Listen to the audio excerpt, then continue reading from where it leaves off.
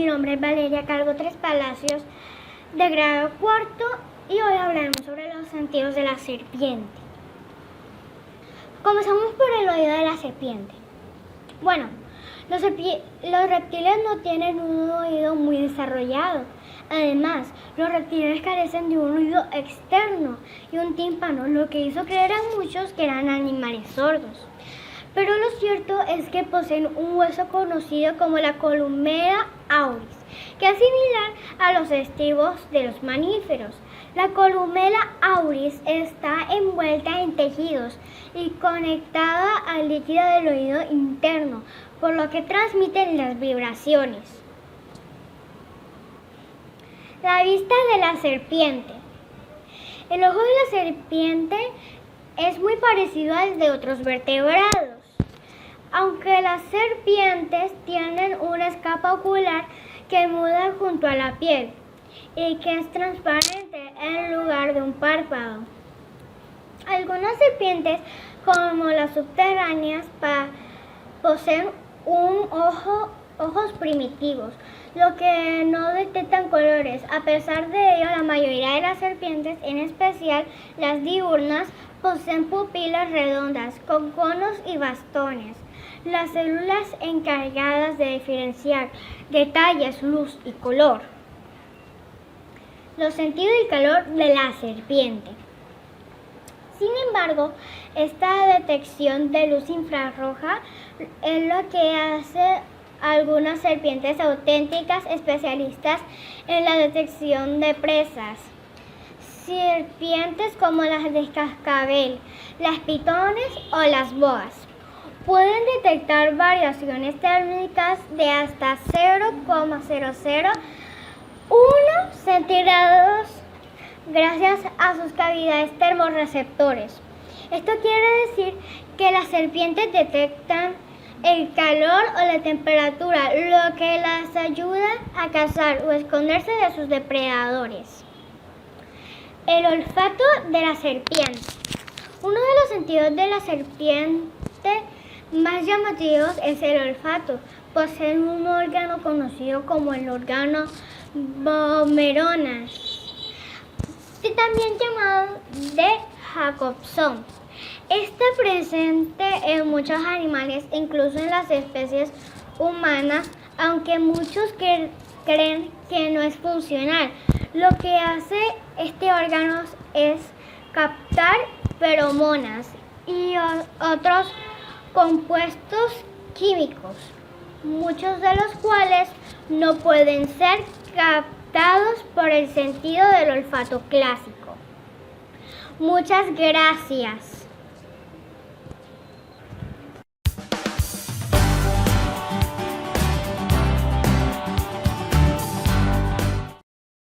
La tortuga marina. Algunas características de las tortugas marinas. No tienen dientes, pero sí una mandíbula en forma picuda que le ayuda a coger alimentos de lugares muy estrechos. Segunda, tienen un olfato muy desarrollado, lo que le ayuda a encontrar alimentos fácilmente. Tercero, tienen mejor visión dentro del agua que en la superficie terrestre. Y cuarto, necesitan salir a la superficie terrestre para poder respirar. Y cuando duermen o descansan pueden aguantar entre 4 y 7 horas. Sistema sensorial. Las tortugas marinas cuentan con un sistema neuronal que les permite percibir el campo magnético terrestre, es decir, un sentido sensorial para conocer su ubicación geográfica en el océano y en la tierra. Con esta función, la especie acuática puede establecer mapas geográficos para migrar entre sus playas natales y sus áreas de forraje, con rutas más precisas, incluso después de varias décadas de haber nacido. ¿Cómo las tortugas marinas pueden percibir el campo magnético? El ojo es el encargado de recibir la información magnética. Estos datos llegan al cerebro y es procesada la información visual. Esto se realiza por medio de cristales de óxido de hierro, un elemento que también está presente en el ojo y con ayuda de las neuronas facilita la recepción magnética. Algunos organismos que pueden percibir el campo magnético son las tortugas, los insectos, las aves, los reptiles, los mamíferos y los peces. Gracias.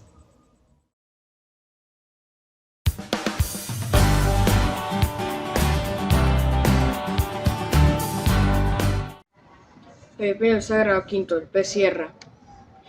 Este pez está en vía de extinción y se encuentra en aguas tropicales. El pez sierra es sobreexplotado intencionalmente y de forma fortuita.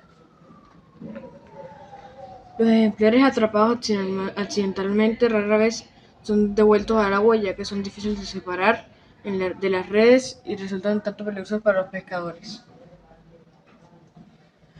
Crece hasta aproximadamente 554 centímetros de la punta hasta la cola y hasta un peso estimado de 400 kilogramos.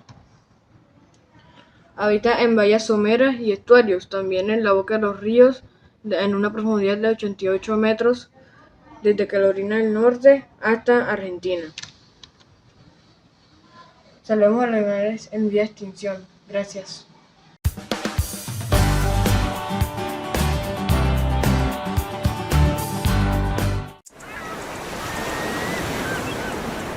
Buenos días, me llamo Natalia Alejandra Franco Álvarez de grado cuarto y hoy les voy a presentar la beluga.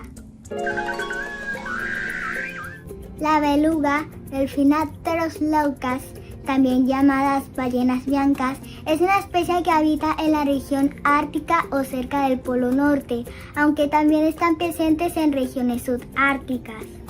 Las ballenas blancas miden entre 3.5 y 6 metros y pesan alrededor de 1.600 kilogramos, un tamaño pequeño en comparación con otras especies de ballenas. En promedio, las hembras dan a luz a una sola cría cada 3 años.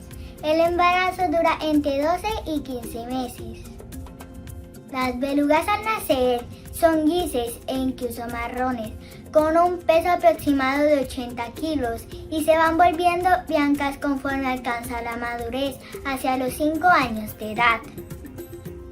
En su adultez, debido al blanco de su piel, esta ballena puede camuflarse mientras nada entre los bloques de hielo.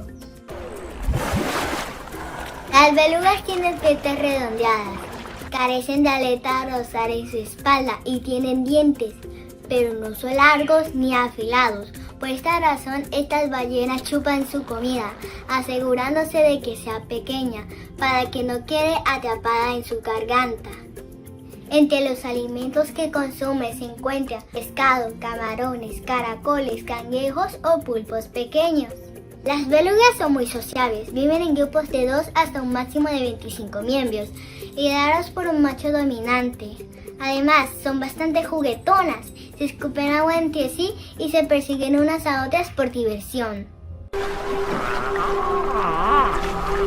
Son animales comunicadores muy activos, que emplean un lenguaje de diversos sonidos de chasquidos, silbidos y repiqueteos. Además, pueden imitar diversos sonidos de otros tipos, razón por la cual son llamadas canarios de mar. Las belugas tienen un fantástico sentido de la audición. Tienen una audición muy aguda, especialmente a frecuencias muy altas. Gracias a esto, escuchan en un rango amplio de frecuencias, sin importar que se encuentren entre 40 a 700 metros de profundidad buscando comida.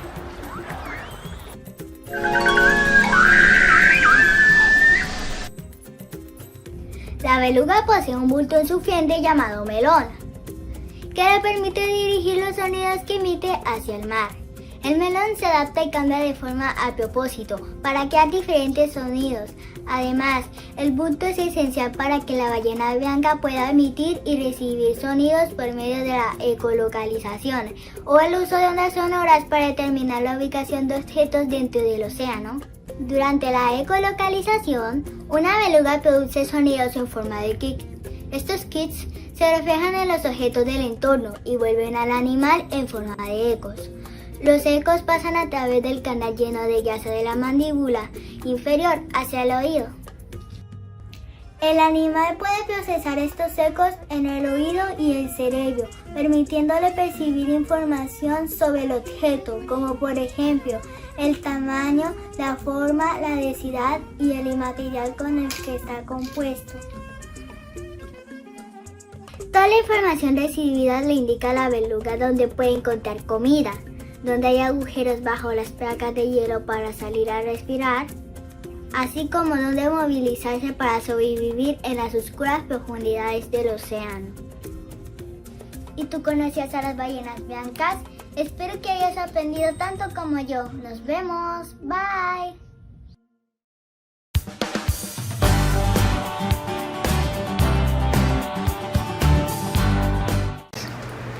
Hola, yo soy Camilo Enrique Mercado Sola, grado quinto, y le vengo a presentar mi exposición sobre el oso de anteojos.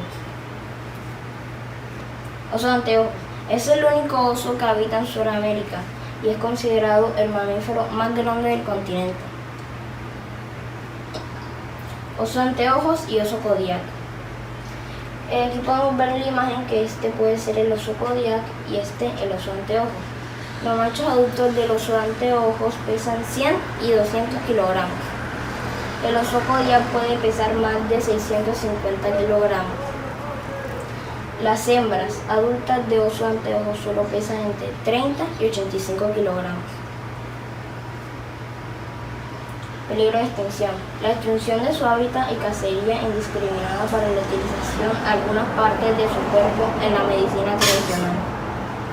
Ha faltado educación ambiental para comprender su importancia en los ecosistemas de bosques, andinos y páramos, y evitar así que los campesinos, por medio que el oso de anteojos con su ganado, lo maten.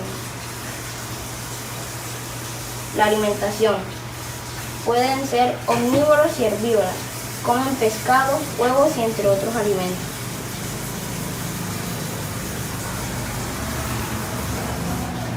El comportamiento de los anteojos: prefieren estar solos, trepan árboles y suelen marcar el camino con el olor y sus garras.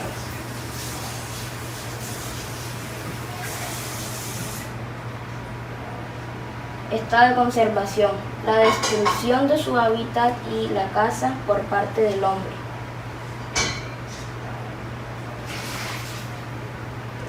Gracias.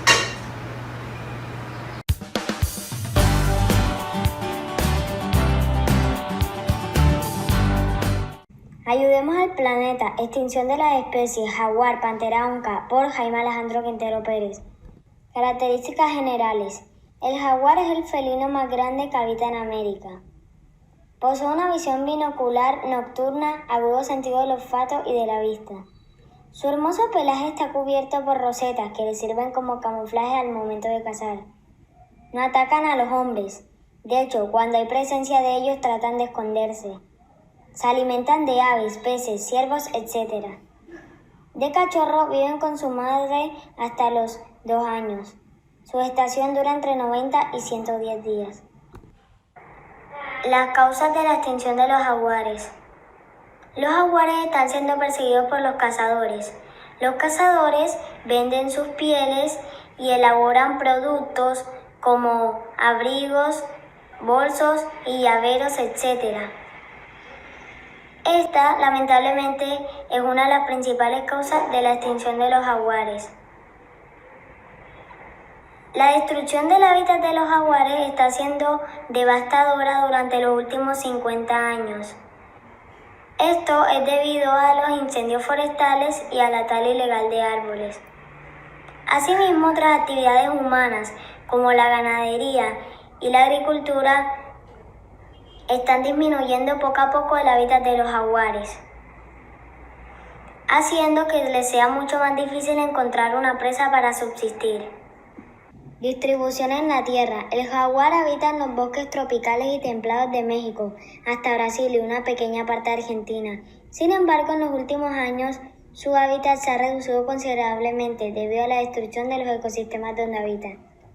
Los ecosistemas donde habita el jaguar están siendo destruidos drásticamente debido a las actividades humanas. Se estima que cada año más de 1 millón de hectáreas de selvas y bosques se pierden, causando un aislamiento geográfico que podría ocasionar su extinción permanente en ciertos lugares de México y causar su erradicación completa en otros países como Chile, Argentina y Brasil.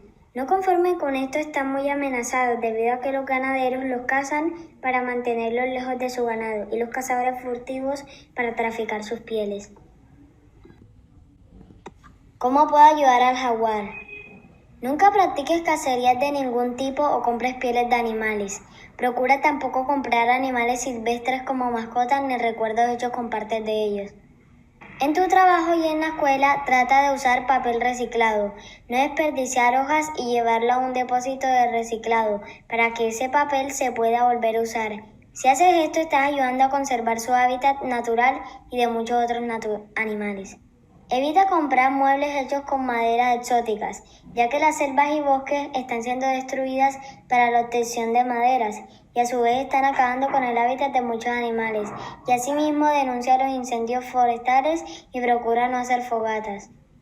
Cuando salgas de viaje, procura no tirar basura. Muchas veces esa basura se la lleva la lluvia y termina en los ríos y lagos de nuestros bosques y selvas, donde viven muchos animales silvestres, y muchas veces los animales se mueren a causa de ello porque la ingieren o se quedan atorados en ellas. Asimismo, muchas empresas tiran sus desechos en los ríos y lagos.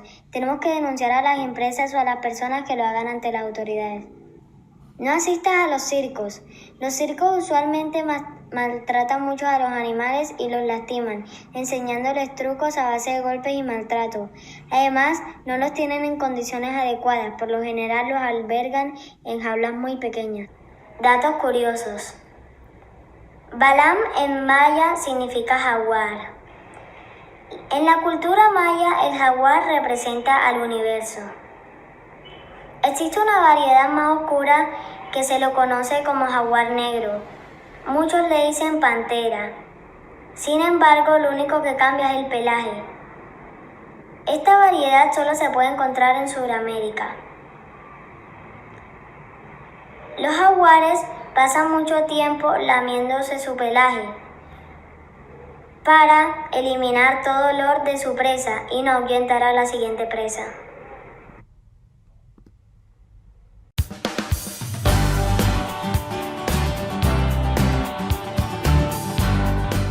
Hola, soy Juan Camilo Romero, el cual hoy les vengo a hablar sobre el rinoceronte blanco. El rinoceronte blanco es el mayor de las 5 especies de rinoceronte que existen.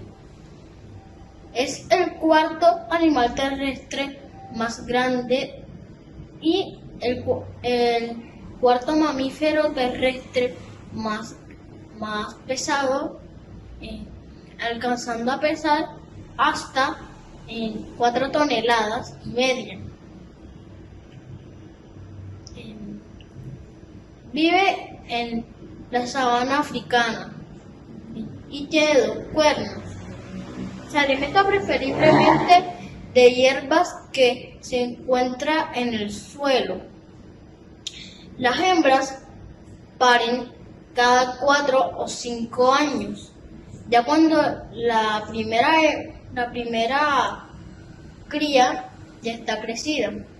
Desde 2002 a 2017, su población disminuyó un 15%, principalmente por la caza furtiva para comercializar de manera ilegal sus cuernos. A comienzos del siglo XX, ya no se encontraban más de 100 en todo el mundo, pero en la actualidad todavía existen 20.000 en el sur del continente africano. Sin embargo, los del norte están a punto de extinguirse, ya que solo quedan 2 y son hembras. El último macho murió en 2018 en una reserva natural de Kenia.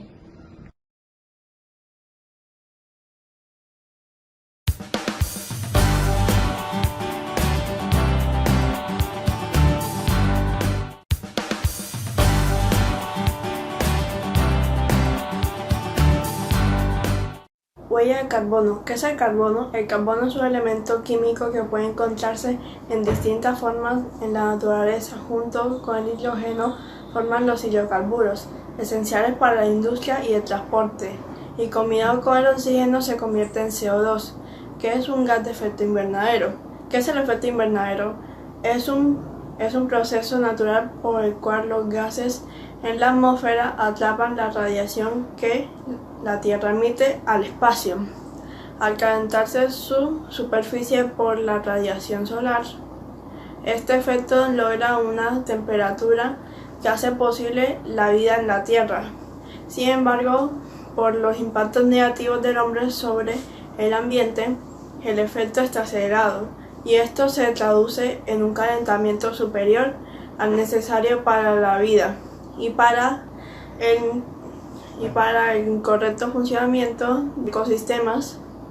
¿Qué es el cambio climático? El clima está cambiando en la Tierra, se está calentando, y este aumento de temperatura poco a poco está causando problemas alrededor del mundo, como aumento del nivel del mar, escasez de agua, eventos climáticos extremos, pérdida de bosques, etc.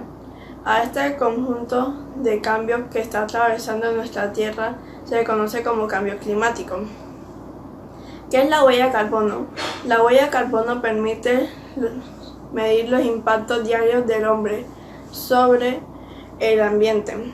Esta medición permite analizar la forma de consumo y tiene una trazabilidad ambiental de todas las acciones humanas. Esa trazabilidad permite calcular las acciones necesarias para mitigar esas emisiones excesivas. ¿Qué podemos hacer en nuestra ciudad Cartagena de Indias para no sufrir el efecto de exceso de emisiones de gases de efecto invernadero? Organizar un plan de trabajo para reducir esos efectos.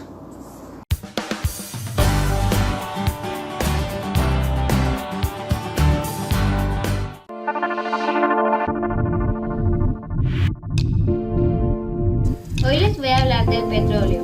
El petróleo es una sustancia bituminosa de color oscuro con textura viscosa. Es una fuente enérgica, también llamada como el oro negro o crudo. El petróleo se encuentra en las capas subterráneas de la Tierra o en cuencas marítimas a miles de metros de profundidad. El petróleo está compuesto por una mezcla de hidrocarburos, por ejemplo, el metano, el etano, el propano, el butano y los pentanos de adelante, acompañados con nitrógeno, oxígeno y azufres en cantidades variables. Algunas de las propiedades físicas y químicas del petróleo son el olor, el color, la densidad, la viscosidad o resistencia y la fuerza capilar. Lo primero para extraer petróleo es buscar la zona donde se encuentra. Luego se perfora un agujero profundo en la tierra. A continuación se introduce un tubo de acero y con una máquina especializada sacan el petróleo. Algunas de las funciones del petróleo son las siguientes: la parafina, los neumáticos, los detergentes, el gas propano, el queroseno y muchos más. En los procesos de purificación se eliminan los compuestos que imparten las propiedades inconvenientes a los productos.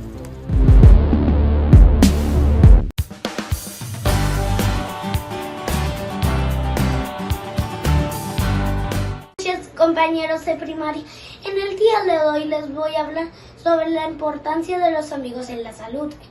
Desde la antigüedad, el hombre es un ser social.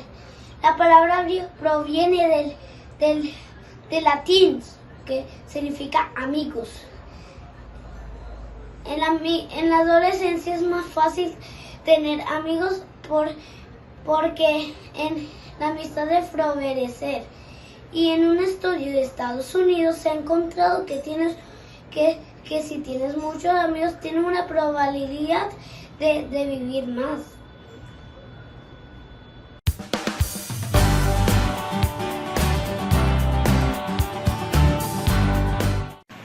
Me llamo María Fernanda Julio Coronel.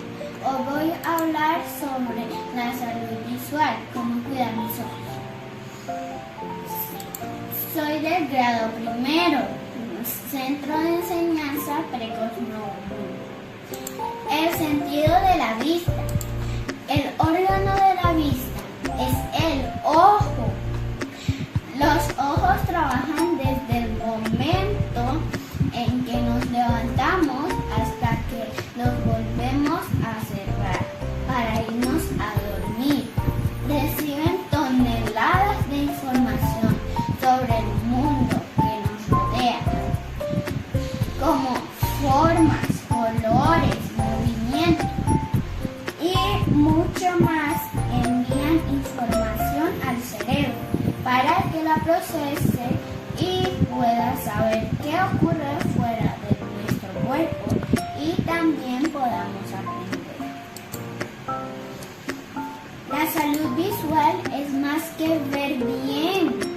La salud visual se refiere al correcto funcionamiento de los ojos, nervios, músculos y cerebro, que intervienen en el proceso de la visión, los cuales deben funcionar bien para poder hacer muchas de las actividades que realizamos día a día y aprender. Consejos para tener una buena salud visual. Evita acercarte excesivamente a leer, escribir, dibujar o al usar el celular, computador o televisor. Nunca te toques los ojos con las manos sucias o juegues con cosas que puedan dañar tus ojos, como lápices, colores y tijeras. Nunca hagas las tareas, estudios o veas la televisión acostado o tumbado sobre el sofá o sobre el suelo. Avisa al profesor o a tus padres si no ves bien lo que se escribe o proyecta en el tablero o televisor. Cada 30 minutos de estudios, deberes o videojuegos debes descansar 5 minutos mirando a lo lejos. No debes tener la cabeza o la espalda girada mientras lees, escribes o veas la televisión. Realiza actividades al aire libre. No abuses de la televisión, el celular y la tablet o los videojuegos. Estudia con buena luz natural o artificial. Nunca estudies, veas televisión, utilices el celular en lugares a oscuras. Visita al oftalmólogo cada año a partir de los 4 años de edad o ante cualquier problema de visión. Debemos tener una alimentación sana y equilibrada. Comer frutas, verduras y pescados, legumbres. Tomar mucha agua, esencial para el sistema visual. Utiliza gafas de sol con protección de los rayos solares y nunca mirar directamente al sol.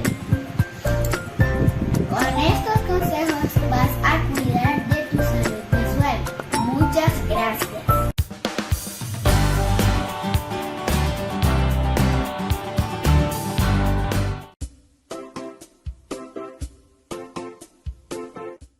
Hola, soy María José del grado primero y les voy a explicar la dieta balanceada y sus importancias para la salud. Debemos tener en cuenta 3 conceptos básicos: alimentación, dieta y nutrición. Alimentación es la acción por medio de la cual nos llevamos los alimentos a la boca. Dieta es la variedad y cantidad de alimentos que consumimos cada día. Nutrición es el proceso mediante el cual el organismo obtiene los nutrientes que necesita. Los principales nutrientes para una dieta balanceada son Las proteínas son de origen animal y vegetal. Son importantes para los huesos, los músculos y la piel y la sangre. Carbohidratos son la principal fuente de la energía para las células, tejidos y órganos del cuerpo. Las grasas también nos aportan energía. Se encuentran en los aceites y en las semillas. Vitaminas y minerales se encuentran en la fruta y verduras y nos ayuda a prevenir enfermedades y a proteger el cerebro. Ahora les propongo un plan de dieta saludable. Desayuno: 40% de fruta, proteína 20%, carbohidratos 40%, almuerzo 40% de verdura, proteína 20%, carbohidratos 40%, cena 50% de verdura, proteína 30%, carbohidratos 20%. Come muchas verduras, no comas comida chatarra, porque después te puedes enfermar. Si buena salud queremos tener, la dieta balanceada debemos hacer. Cuando tú comes muchos dulces, tu energía no va a ser mejor. Tienes que comer más frutas y tu energía va a ser fuerte. Para tener huesos fuertes, toma mucha leche y mucha espinaca. El mejor camino para la buena salud.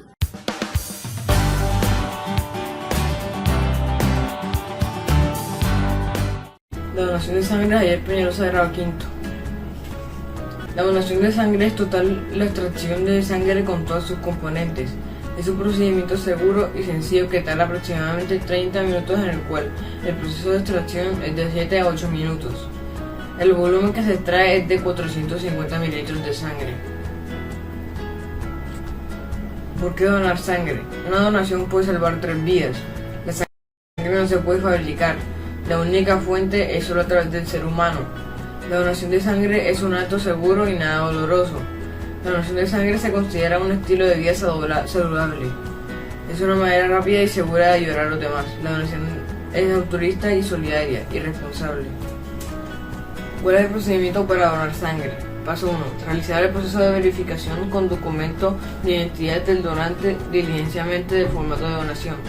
Paso 2. El personal médico o la enfermera tomarán signos vitales, tensión arterial y temperatura, y medirán los niveles de hemoglobina para identificar el estado de salud actual del donante. Paso 3. Todo el proceso de donación durará aproximadamente 20 minutos y solo la extracción de sangre de 7 a 8 minutos, y el volumen extraído es de 450 mililitros. Paso 4. Después de la donación se debe consumir el refrigerio suministrado por el Banco Nacional de Sangre y seguir las recomendaciones dadas por el profesional. ¿Cuáles son las ventajas de donar sangre?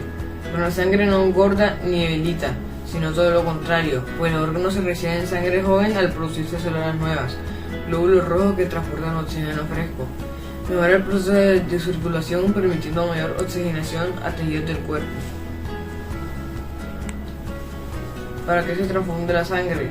Son comúnmente usadas para pacientes que están recibiendo trasplantes de órganos, de médula ósea, tratamientos de quemaduras, o aquellos que hayan estado en accidentes automovilísticos.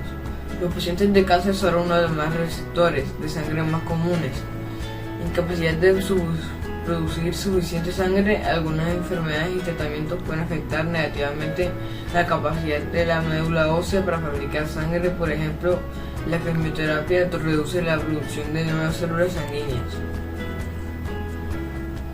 Requisitos para la donación de sangre: pesar más de 50 kilogramos, edad de 18 años a 65 años, portar un documento de identificación con foto, encontrarse en un buen estado de salud, haber consumido algún alimento en las últimas 4 horas, esperar 12 meses si se le realizó tatuajes o piercing, esperar un mes si visitó zonas endémicas. Los hombres pueden donar cada 3 meses y las mujeres cada 6. Gracias. ¿Qué es la donación de sangre? La donación de sangre es un procedimiento médico por el cual se extrae sangre a una persona y luego se inyecta a otra persona que la necesita, o bien se utiliza para elaborar medicamentos.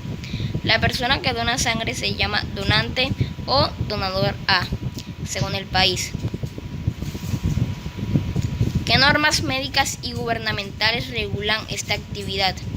Decreto 1571 de 1993, agosto 12, por el cual se reglamenta parcialmente el título 9 de la Ley 09 de 1979 en cuanto a funcionamiento de establecimientos dedicados a la extracción, procesamiento, conservación y transporte de sangre total o de sus hemoderivados. Se crean la Red Nacional de Bancos de Sangre y el Consejo Nacional de Bancos de Sangre y se dictan otras disposiciones sobre la materia. ¿Cuáles son los requerimientos que una persona debe tener en cuenta a la hora de donar sangre? Requisitos para la donación de sangre total: pesar más de 50 kilogramos, edad 18 años a 65 años, portar un documento de identificación con foto, encontrarse en buen estado de salud, haber consumido algún alimento en las últimas 4 horas, esperar 12 meses si se realizó tatuajes o piercing, esperar un mes si visitó zonas endémicas. ¿Cuáles son los beneficios tanto para el donante como para el receptor de la donación de sangre? Donar sangre aumenta la capacidad pulmonar, los niveles de oxigenación en todos los tejidos, previene daños circulatorios e infartos. Lo mejor viene al final cuando le avisan al donante que con su sangre se salvarán 3 vidas, un factor emocional. Gracias.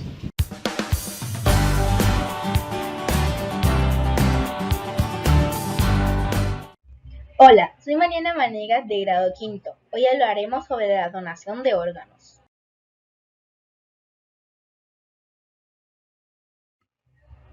¿Qué es la donación de órganos? La donación de órganos es la renominación de órganos o tejidos del cuerpo de una persona que ha muerto recientemente o de un donante vivo. Con el propósito de realizar un trasplante, los órganos y los tejidos son extirpados en procedimientos similares a la cirugía. ¿Qué requisitos debe cumplir una persona para donar un órgano? El donante ha de ser mayor de edad y gozar de buena salud física y mental. La ley incluye los pasos a seguir por todos los implicados, profesionales, médicos y una persona judicial, y donante y receptor, para garantizar los derechos de ambas partes, la libertad en las decisiones, voluntariedad, gratitud y altruismo. Aparte de los riñones, ¿qué otros órganos se pueden trasplantar de una persona a otra? Los trasplantes de riñón y hígado son los tipos más comunes de procedimientos de órganos de donantes vivos, pero las personas vivas también pueden donar tejidos para trasplante, como piel, médula ósea y células hematopoéticas, células madre que han sido dañadas o destruidas por enfermedades, medicamentos o radiación. ¿Qué son las listas de espera? Las listas de espera son mecanismos para racionar el gasto y un síntoma que le da demanda que excede la oferta de servicios. La gestación de listas espera y busca, en esencia, presionar el acceso a los servicios escasos en casos para las personas que más lo necesitan. ¿Cuánto es el promedio de vida que una persona debe esperar para un trasplante de órgano? Si no pueden trasplantarse, mueren al año el 95%. Las supervivencias actuales más prolongadas de un mismo órgano trasplantado son riñón, 33 años, hígado, 26 años, médula ósea, 22 años, corazón 21 años, páncreas 17 años y pulmón 11 años. Estos tipos de trasplantes están conciliados y resultados y son muy buenos. Aquí podemos ver algunas imágenes que tienen que ver sobre la donación de órganos. Muchas gracias.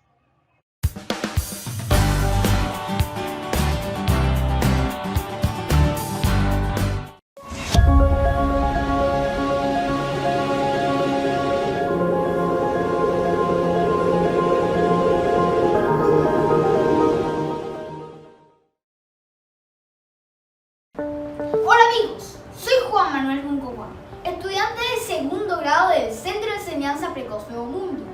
Hoy vamos a hablar de las enfermedades cardiovasculares. Enfermedades cardiovasculares. La enfermedad isquémica del corazón en general se refiere a las condiciones que implican el estrechamiento o bloqueo de los vasos sanguíneos causada por el daño al corazón o a los vasos sanguíneos por aterosclerosis. De capa grasosa que se espesa y endurece en las paredes arteriales, que puede inhibir el flujo de sangre por las arterias a órganos y tejidos, lo que conduce a un ataque al corazón, dolor de pecho que conocemos como anginas o derrame cerebral. Como notas de interés te voy a contar que cada año mueren más personas por enfermedades cardiovasculares ICV que por cualquier otra causa. Y estas ocurren en su mayoría en países de ingresos medianos y bajos. Según la OMS, es la primera causa de muerte a nivel mundial. El riesgo de padecer una enfermedad cardiovascular SV aumenta por una alimentación poco saludable, la cual se caracteriza por un bajo consumo de frutas y verduras, un elevado consumo de sal, azúcares y grasas. Este tipo de alimentación contribuye al sobrepeso y la obesidad, que es un factor de riesgo para las SV. Las personas que no hacen actividad física suficiente tienen entre un 20 y un 30% más probabilidades de morir prematuramente a causa de una SV. Se estima que la exposición a productos derivados del tabaco es responsable del 10% de todas las muertes ocasionadas por las SV. Tipos de enfermedades cardiovasculares. Cardiopatía coronaria, enfermedad de los vasos sanguíneos que irrigan el músculo cardíaco. Cardiopatía reumática, son las lesiones que ocurren en el miocardio y válvulas cardíacas como la consecuencia de la fiebre reumática. Esta es causada por ciertas bacterias como los estreptococos. Cardiopatías congénitas. Son malformaciones del corazón presentes desde el nacimiento, es decir, que nacen con ellas. Arteriopatías periféricas. Son las enfermedades de los vasos sanguíneos que irrigan los miembros superiores e inferiores, es decir, brazos y piernas. Enfermedades cerebrovasculares. Aquellas que comprometen los vasos sanguíneos que conducen al cerebro. Muchas gracias por su atención.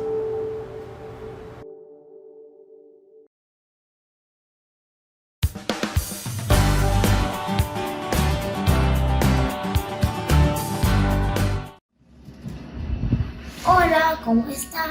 Mi nombre es Matías Pérez Castaño y hoy vamos a hablar sobre la hipertensión. ¿Qué es la hipertensión? Para que todos nuestros órganos funcionen, necesitamos que todo el tiempo nos llegue sangre suficiente, llena de nutrientes como oxígeno, proteínas y glucosa. Para esto, el cuerpo tiene un sistema de tubos especializado llamadas arterias y venas y uno muy especializado que es el corazón. Esto genera un ciclo que se repite millones de veces en nuestra vida. El corazón se llena de sangre y relativo salen de toda la sangre de las venas para después de allí impulsar con fuerza la sangre hacia las arterias. A esta fuerza con la que la sangre va por las arterias le llamamos presión arterial. El problema es cuando el sistema ya no funciona de manera adecuada. Entonces puede aumentar mucho la fuerza con la que la sangre va por las arterias. Y a esto le llamamos hipertensión. Este exceso de presión daña las paredes de las arterias, causando que se tapen o que se rompan, generando que en fases avanzadas la sangre deje de llegar a los órganos y que dejen de funcionar. Podemos dividir nuestra presión arterial en dos componentes. El primero es la presión máxima, que representa la fuerza con la que el corazón empuja la sangre a las arterias. A esta se le conoce como presión arterial sistólica. Además, tenemos la presión arterial mínima, que es el empuje que tiene la sangre cuando el corazón no está latiendo. A esta la conocemos como presión arterial diastólica. Una presión adecuada sería menos de 120 de presión sistólica y 80 de presión diastólica. Cuando tenemos de 121 a 139 o de 81 a 89 tenemos hipertensión. De 140 a 149 o de 90 a 99 tenemos hipertensión estado 1. Y 160 o más de sistólica y 100 o más de diastólica es hipertensión severa. Mientras la presión esté más alta o dure más tiempo alta, mayor será el daño a los órganos.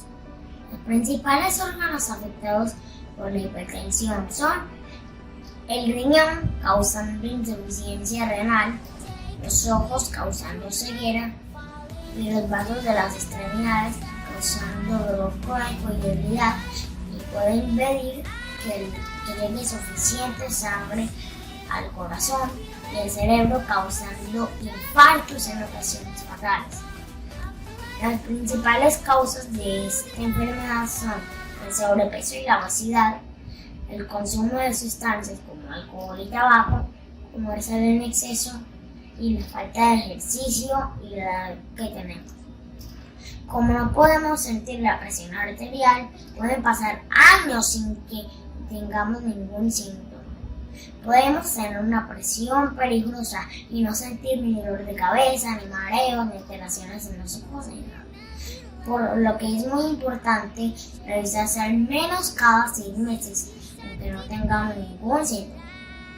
Esta revisión consiste en tomarse la presión arterial con un profesional de la salud, o si no contamos con uno, hay aparatos digitales con los que es sencillo tomarse la presión. Lo más importante para controlar nuestra presión arterial o impedir que se desarrolle hipertensión es tener peso saludable, limitar el consumo de alcohol a menos de 30 mililitros al día, evitar completamente el tabaco, comer balanceado y bajo en sodio y hacer al menos 30 minutos de ejercicio 5 días a la semana.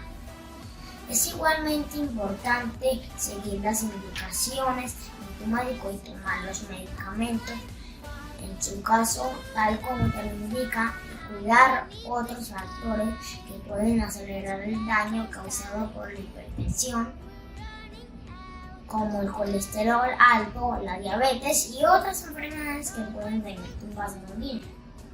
Siguiendo estas recomendaciones, tus arterias y tu corazón te lo agradecerán y serán felices por muchos años. Adiós.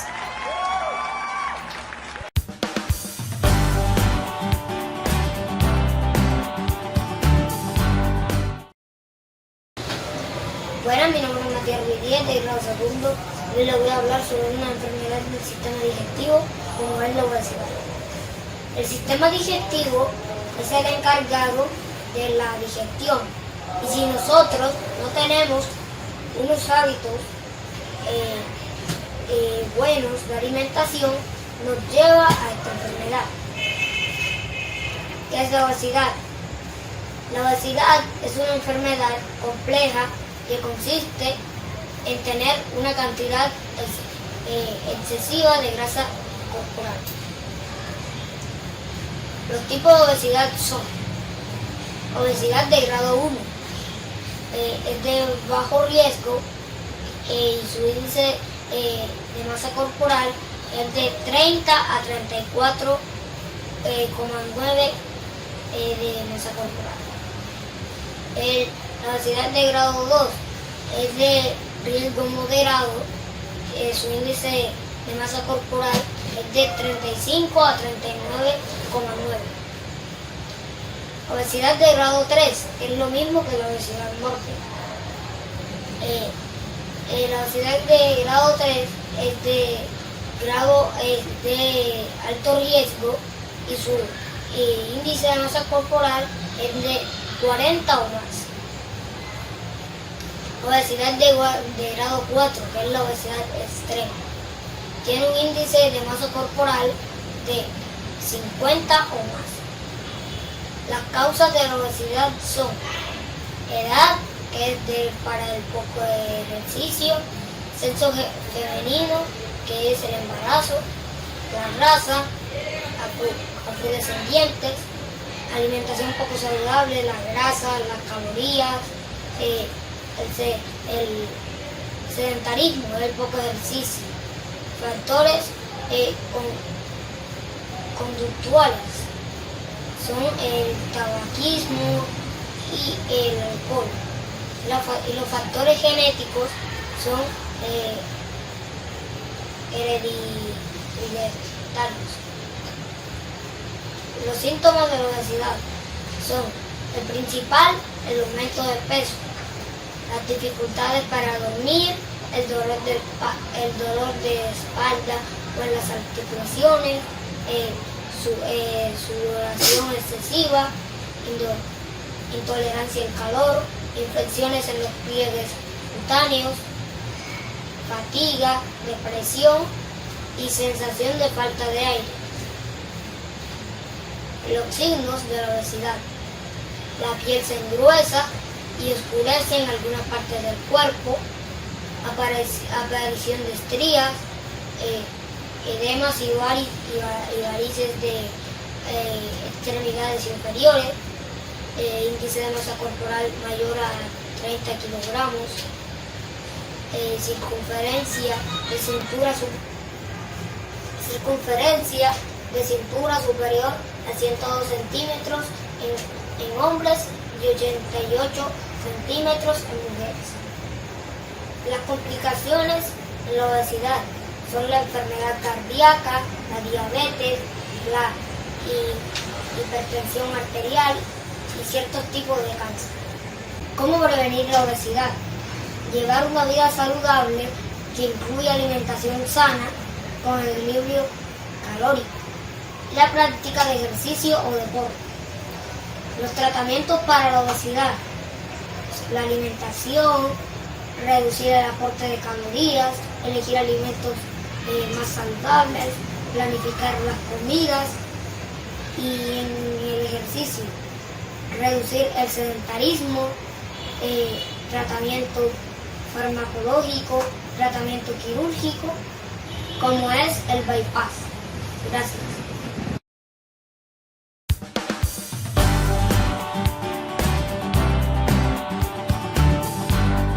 Hola, hoy les venimos a hablar de las enfermedades infecciosas por Samuel Vázquez, Daniela Garaviz y Jaime Alejandro Quintero.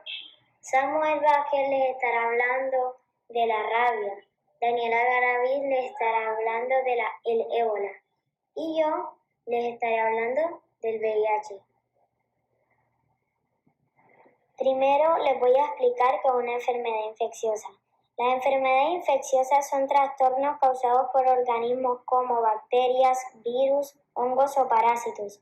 Muchos organismos viven dentro y fuera de nuestros cuerpos, pero normalmente son inofensivos e incluso útiles. Pero bajo ciertas condiciones, algunos organismos pueden causar enfermedades.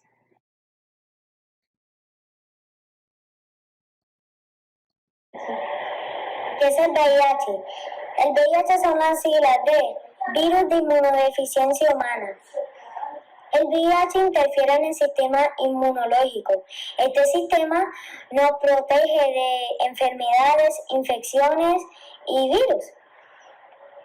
Si el VIH no se trata a tiempo, puede causar SIDA. SIDA son las siglas de Síndrome de Inmunodeficiencia Adquirida. Una vez conocidas las características principales del VIH, uno puede prevenir la transmisión de este. Diferencia entre VIH y SIDA. El VIH es el virus que causa el SIDA. SIDA quiere decir síndrome de inmunodeficiencia adquirida. VIH y SIDA no son lo mismo. Las personas que tienen VIH no siempre tienen SIDA. Diferencia entre el VIH y el SIDA. Primera diferencia, VIH es un virus. SIDA es una condición causada por el VIH. Se trata de un conjunto de síntomas y signos derivados de un debilitamiento importante del sistema inmunitario que se ha contraído por el enfermo durante su vida, que no es congénito. Diferencia 2, VIH. Se puede tener VIH sin padecer de SIDA. SIDA. Para tener SIDA hay que tener VIH. Diferencia 3, VIH. Con el adecuado tratamiento, las células CD4 no bajan de forma peligrosa. SIDA. La enfermedad ocasiona que las células CD4 bajen hasta correr el riesgo de morir. Células CD4, células que forman parte del sistema inmunológico. ¿Cómo se transmite el VIH? El VIH solo se transmite por medio de sangre, semen, líquido preseminal, secreciones vaginales y leche materna. Las personas adquieren este virus a través de vía sexual, teniendo relaciones sin protección con una persona viviendo con VIH, hombre o mujer, vía sanguínea, uso compartido de jeringas u otro objeto que penetre la piel, vía materna, de una madre que vive con VIH durante el embarazo, parto o lactancia. Algunos síntomas del VIH son sudores nocturnos, ganglios inflamados, dolores de cabeza, fiebre, tos, dolores de garganta, llagas dolorosas en la boca, dolor muscular, pérdida de peso y diarrea. Acciones preventivas contra el VIH. Practicar el sexo protegido. Utilizar sangre segura para transfusiones analizadas por un banco reconocido. Usar aguja y jeringa estéril o nueva en cada inyección. Realizar a las mujeres embarazadas la prueba de detección de VIH.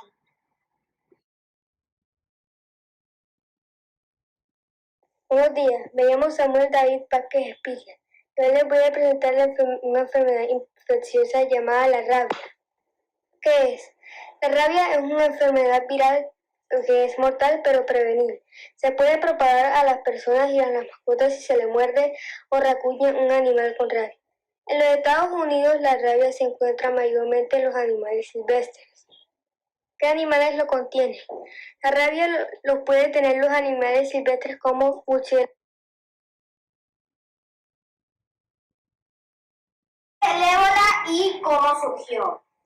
Se cree que el ébola surgió por la carne de algunos monos que estaban infectados, lo cual los chimpancés atacaron a estos monos infectándose de la ébola. Los científicos que le hicieron la autopsia a estos chimpancés se infectaron de la ébola.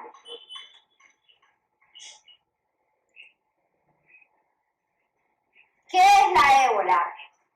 La ébola es una enfermedad la cual es bastante grave, a menudo es mortal para el ser humano. El virus se puede transmitir al ser humano mediante animales. Se propaga por poblaciones humanas y transmisión de persona a persona.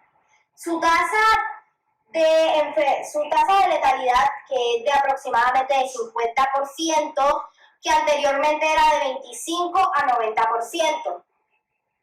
Todavía no hay ningún tratamiento aprobado que neutralice el virus de forma aprobada. pero están en fase de desarrollo diversas formas de hemoterapia, inmunoterapia y farmacoterapia.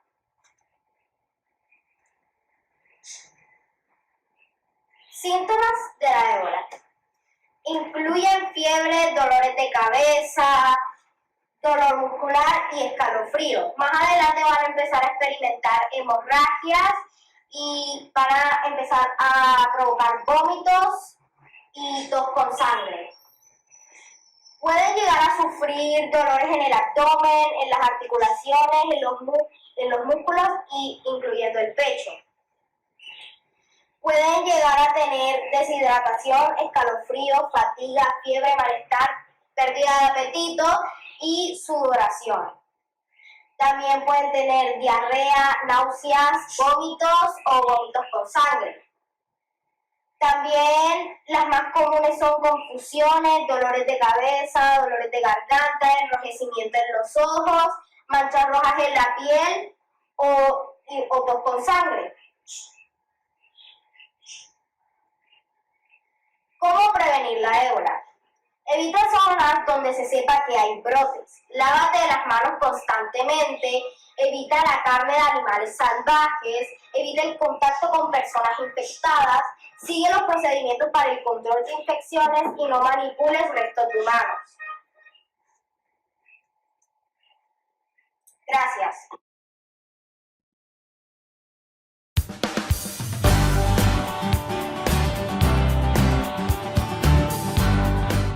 Buenos días, mi nombre es María Fernanda Lumbérez, pertenezco al grado cuarto y hoy les vengo a traer una exposición sobre el VIH. El VIH es una infección que se puede transmitir sexualmente, también se puede transmitir por contacto con sangre infectada o de madre a hijo durante el embarazo, nacimiento o lactancia materna. Sin medicamentos. Pueden pasar años hasta que el VIH debilite tu sistema inmunitario. No existe cura para el VIH o el SIDA, pero sí medicamentos que pueden retardar dramáticamente el avance de esta enfermedad. Hablemos un poco de los síntomas. Los síntomas que tiene esta enfermedad son muy comunes como los de la gripe. Tiene fiebre, dolor de cabeza, dolor muscular o articular, llagas dolorosas en la boca, ganglios linfáticos principalmente en el cuello, diarrea y pérdida de peso. Para reducir el contagio del VIH es mejor usar preservativos mientras tengas relaciones sexuales. No te recomiendo usar drogas y si las usas es más recomendable no compartir tu equipo de inyectología con otras personas, ya que puedes tener el VIH o la otra persona con la que lo compartiste puede contagiárselo. El VIH fue conocido hace aproximadamente 40 años y aunque todavía la humanidad no ha conseguido doblegarlo completamente, hay medicamentos que sí logran retardarlo dramáticamente.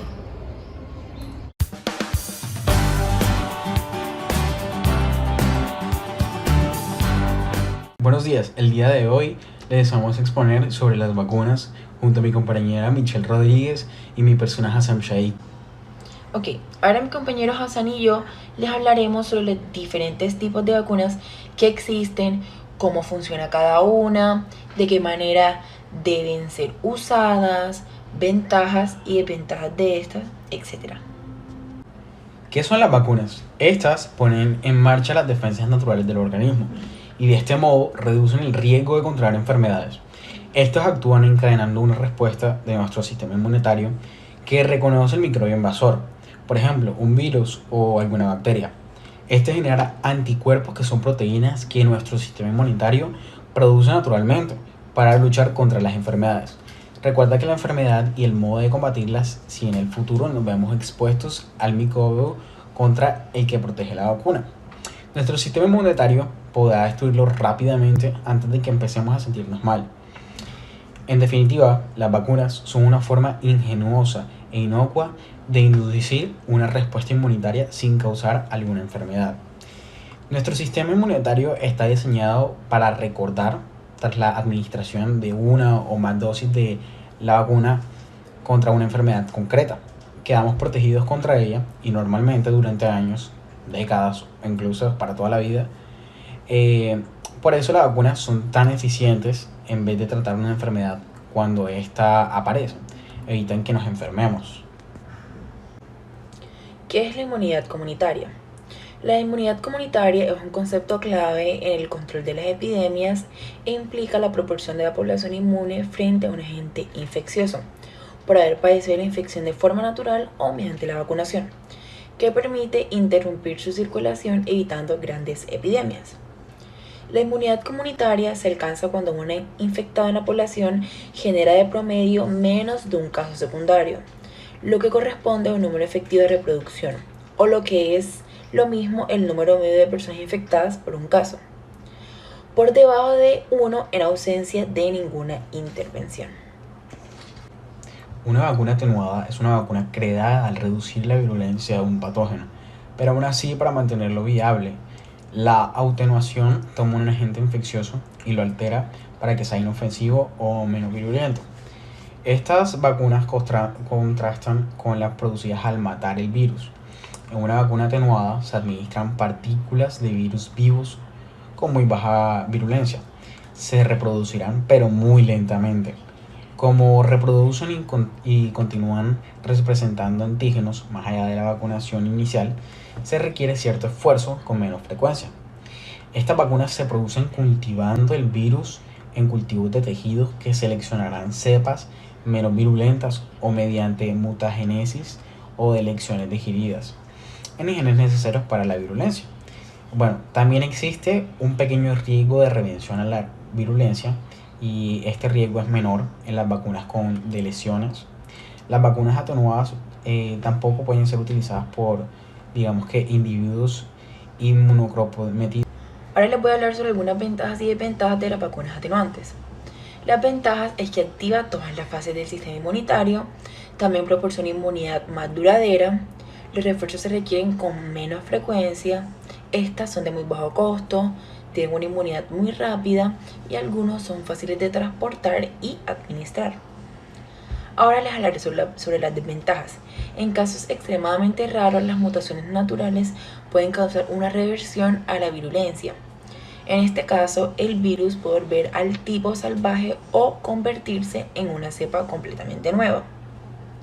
Las vacunas vivas generalmente no se recomiendan para pacientes inmunocomprendidos debido al riesgo de complicaciones potencialmente graves. Las cepas vivas generalmente requieren un mantenimiento avanzado como refrigeración y medios frescos, lo que hace que el transporte a áreas remotas sea difícil y demasiado costoso. Bueno, una vacuna inactivada es una vacuna que consiste en partículas de virus, bacterias u otro agente patógeno que se han cultivado en cultivo y luego pierden capacidad de producción de enfermedades. En contraste, las vacunas vivas usan patógenos que aún están vivos, pero casi siempre están atenuando, es decir, están debilitados. Los patógenos para las vacunas inactivadas se cultivan en condiciones controladas y se eliminan con un medio para reducir la inefectividad y así prevenir la infección mediante la vacuna. El virus se mata utilizando, un método de calor o de formaldehído.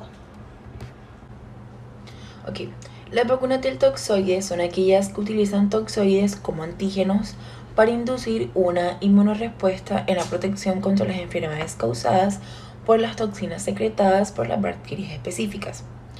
Usando toxoides, la carrocería puede formar una inmunorespuesta a la toxina original.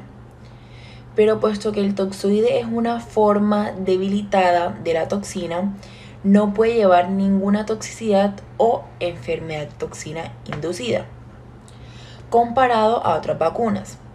Las vacunas del toxoide son más estables y menos susceptibles al daño causado por la temperatura, humedad o luz. Bueno, las vacunas de subunidades son vacunas de nueva generación que son diseñadas a partir de componentes de virus o bacterias, las cuales desencadenan la respuesta inmunitaria al individuo al que se le está administrando. Es un método sencillo y práctico para inmunizar a los individuos sin peligro tanto de padecer la enfermedad como de tener efectos adversos debido a la presencia solo de los antígenos, rechazando así los distintos componentes que pueden ser patógenos. Estos se suelen utilizar para aquellos agentes infecciosos que no se pueden mantener, digamos que en un cultivo, como el virus de la influenza o de hepatitis B. La obtención de las vacunas de subunidades se basan en la identificación de las proteínas del agente infeccioso deseado, que son capaces de inducir la respuesta inmunitaria, de manera que similar a lo que haría el agente infeccioso completo, o bien en la identificación de proteínas que carecen de interés inmunológico y replicativo, claro está. Las vacunas de subunidades pueden contener de 1 a 2 antígenos o más. Las vacunas recombinantes expresan antígenos virales mediante la construcción de elementos formados por proteínas que carecen de material genético y no pueden replicarse, lo que permite usarlas como vacunas totalmente seguras. Se emplea tecnología genética para transferir genes de diferentes patógenos que codifican para antígenos y por lo tanto producen respuesta inmune en organismos de fácil crecimiento como bacterias. Este tipo de vacunas busca un sistema eficiente para la expresión y presentación de antígenos que generan una potente inmunidad humoral y celular al organismo. Una vacuna polisacárido es aquella que puede prevenir enfermedades neumocócicas. Se considera una enfermedad neumocócica a cualquier enfermedad provocada por bacterias neumocócicas. Estas bacterias pueden provocar muchos tipos de enfermedades, incluida la neumonía, que es una de las infecciones de los pulmones. Las bacterias neumocócicas también son una de las causas muy frecuentes de la neumonía.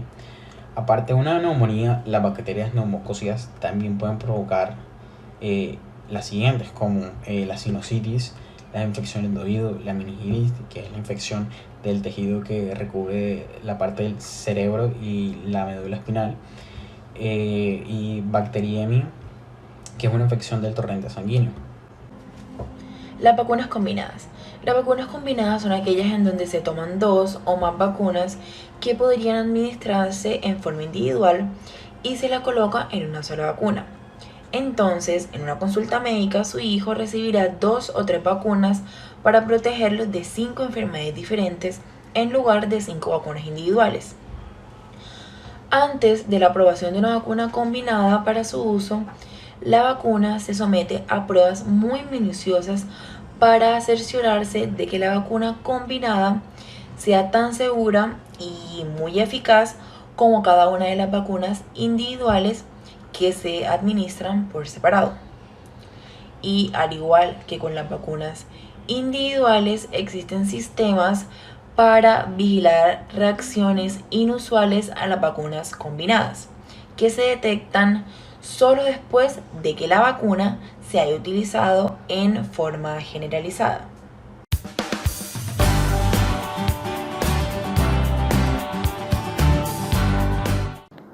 Bien. Buenos días, compañeritos y compañeritas. Mi nombre es Iván David del Real Álvarez y hoy les voy a hablar de drogas. Vamos a hablar de 2 cosas. Primeramente, la definición de estas, que son las drogas, y segundamente, la clasificación que estas poseen. Veremos 3 tipos de clasificación, que son: primero, según su origen; segundo, según los efectos que producen en el sistema nervioso central; y tercero, su estado legal, o sea, si son o si no son legales. Primeramente, empecemos con la definición. ¿Cuál es la definición de drogas? Básicamente, todas aquellas sustancias que al ingerirlas, o sea, al ingresar a nuestro cuerpo, nos generan algún tipo de cambio, ya sea fisiológico, psicológico o de conducta, son consideradas drogas. ¿Eso qué quiere decir? Fisiológicamente quiere decir que, no sé, que cuando tú ingreses cierta sustancia, pues te pongas más o menos caliente, pues no sé, tus ojos se pongan rojos o algo por el estilo. Psicológico quiere decir básicamente que alteran pues tu forma de pensar, alteran pues bien eso, tu forma de pensar o tu estado psicológico, en el sentido de que si tú consumes una sustancia y esta pues te genera ansiedad o te genera un estado de, digamos, de alerta, pues se considera una droga. De la misma forma de conducta, si tú consumes una sustancia y esta te pone más violento, te pone más tranquilo, te pone más triste, más alegre, pues son consideradas drogas. Ahora, veamos la clasificación de estas. Primeramente, según su origen, vemos tres tipos. La primera, la natural. La segunda, la sintética. La tercera, la semisintética. La natural, ¿qué quiere decir? Pues que se encuentra en la naturaleza. Aquellas drogas que en la naturaleza las podemos encontrar y que no necesitamos fabricarlas en un laboratorio son consideradas naturales, como por ejemplo la marihuana, la hoja de coca, o sea, la coca en general, o la cafeína son drogas naturales. Las sintéticas son aquellas drogas que son creadas en laboratorio totalmente, como por ejemplo el MDMA.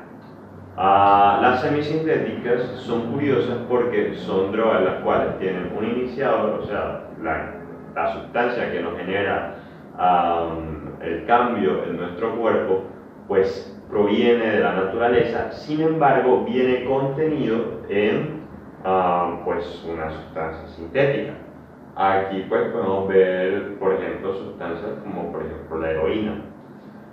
Vemos que hay, según cómo nos afecta en el sistema nervioso central, tres tipos de drogas. Primero, las depresoras, que son básicamente aquellas que inhiben la actividad del sistema nervioso central. ¿Esto qué quiere decir? Que vamos a sentir menos. ¿Qué drogas hacen esto? El alcohol, los opiáceos, los tranquilizantes, las benzodiazepinas o las drogas hipnóticas. Por otra parte, también están las drogas estimulantes, que hacen lo contrario que las drogas depresoras. Estas estimulan la actividad del sistema nervioso central. ¿Esto qué quiere decir? Que vamos a sentir más, en el sentido de que las cosas calientes las vamos a sentir más, los sabores los vamos a percibir más, la vista incluso vamos a ver un poco más brillante o cosas de esa índole. ¿Qué drogas hacen esto? Las anfetaminas, la cocaína, la nicotina o la cafeína. Por otra parte están las drogas perturbadoras, que básicamente modifican tu actividad psíquica y alteran la percepción del estado de ánimo y el pensamiento. ¿Esto qué quiere decir?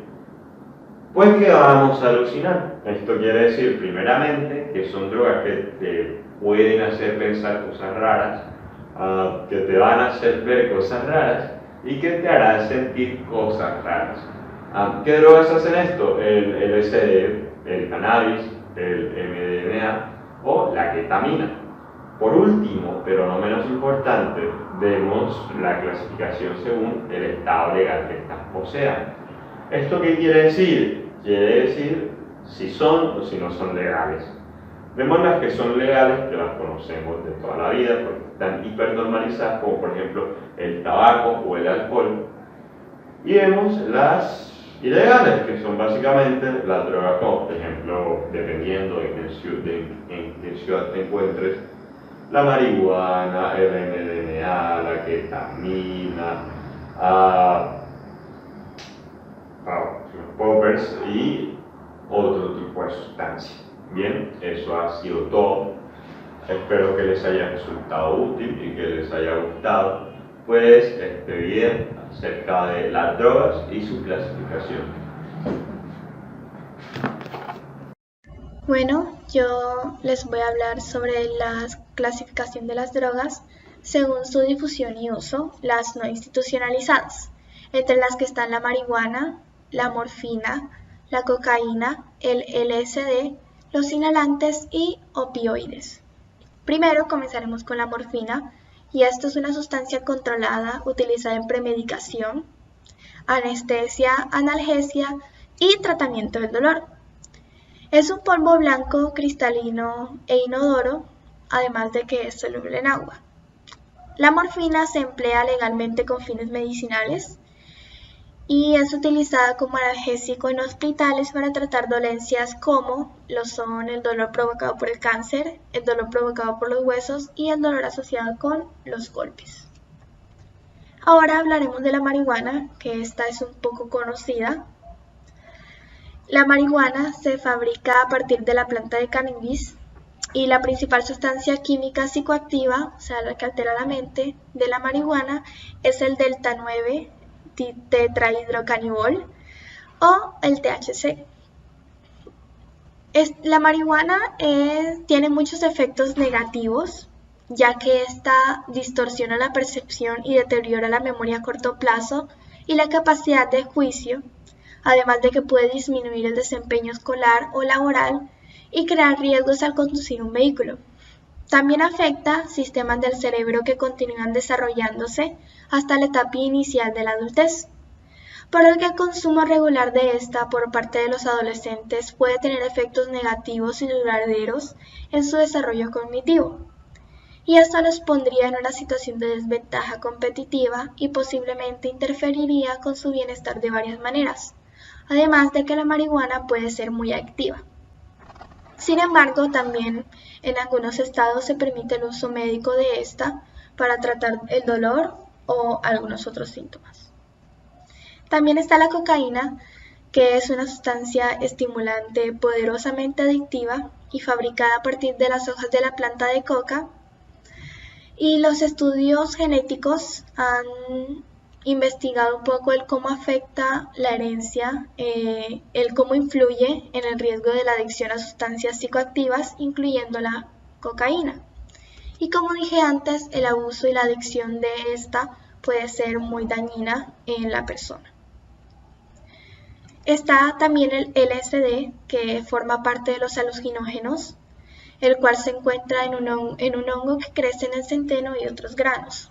Los alucinógenos son un grupo diverso de drogas que alteran la conciencia de una persona que tiene de su entorno y también de sus propios pensamientos y sentimientos. Este comúnmente se divide en dos categorías, que están los alucinógenos clásicos, como el LSD, de que estamos hablando, y las drogas disociativas como la PSP.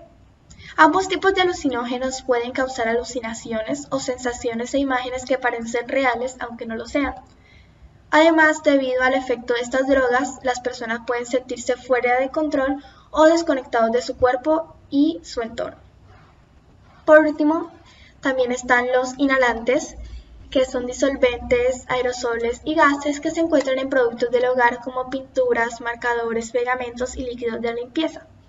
A través de algunas investigaciones científicas se ha podido saber sobre el alcance y el abuso de estas y de las consecuencias que pueden provocar, ya que su consumo en exceso puede ser muy dañino para el ser humano. Ya por último están los opioides, que estos pueden producir euforia y se suelen usar sin razón médica, lo cual lleva a muertes por sobredosis. Como dije, también se puede utilizar con receta médica, pero el abuso o el uso indebido de estos medicamentos recetados ocurre que en una persona, al tomar estos medicamentos de forma excesiva, le causa la muerte. Finalmente, hemos llegado a la culminación de la Semana Científica, Artística y Cultural del Centro de Enseñanza Precoz Nuevo Mundo 2021. No queda más nada que agradecer a todas esas personas que han hecho posible que este grupo de jóvenes año tras año, con pandemia o sin pandemia, expongan el resultado de sus proyectos científicos escolares, convencidos de que la ciencia puede cambiar mente, una escuela, un país, jóvenes estudiantes, profesores y padres de familia. Por favor, sigamos motivados. La educación de calidad es necesaria para hacer que los estudiantes sean más comprometidos con la voluntad y la necesidad de ser responsables en la vida. Le damos gracias a todos ustedes por acompañarnos en toda esta semana que ha abarcado la Semana Científica. Muchísimas gracias.